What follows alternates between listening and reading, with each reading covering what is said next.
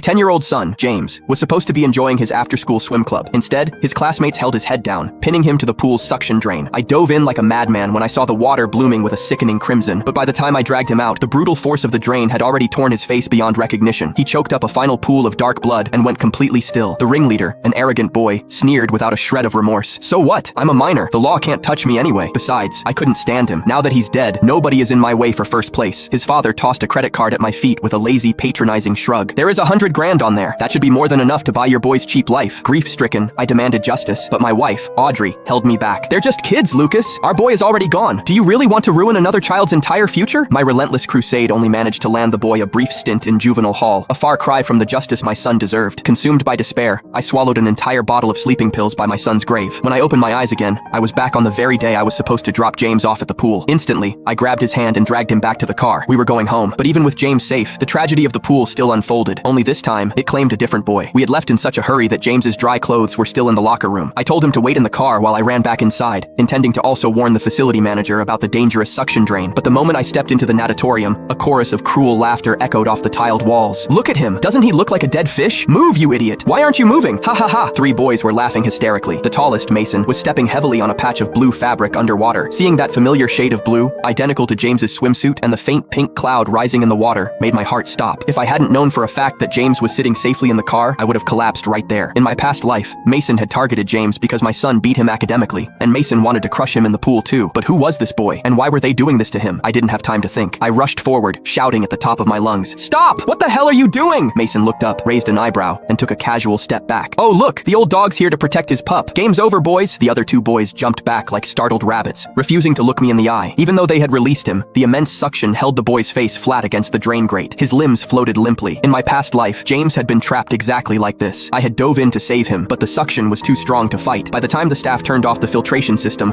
the golden window had slammed shut and my son died in my arms. The blue swimsuit, the medium cropped hair, the slight build. I kept telling myself James was safe, but my hands shook uncontrollably. Drawing on my grim experience, I screamed at the nearby lifeguard. "What are you standing there for? There's a kid stuck to the drain. Shut off the filtration system now." The lifeguard finally snapped out of his daze and scrambled to call the control room. A few agonizing minutes later, I pulled the boy's limp body from the water. His face was swollen and distorted, completely unrecognizable. He wasn't breathing, and there was no pulse. Mason stood nearby with his arms crossed, a smug smirk playing on his lips. "Mister," he said he could hold his breath for 3 minutes. "We were just helping him." "Helping him?" My vision went red. I slapped him hard across the face. "You call pinning him to a drainage grate helping him?" Mason clutched his cheek, glaring at me with venom. "It was just a game. Who knew he'd be such a wimp? How dare you hit me? Do you know who my mother is? She'll destroy your whole family." I knew exactly who his mother was, and it only made me want to tear that arrogant look off his face. His mother had married a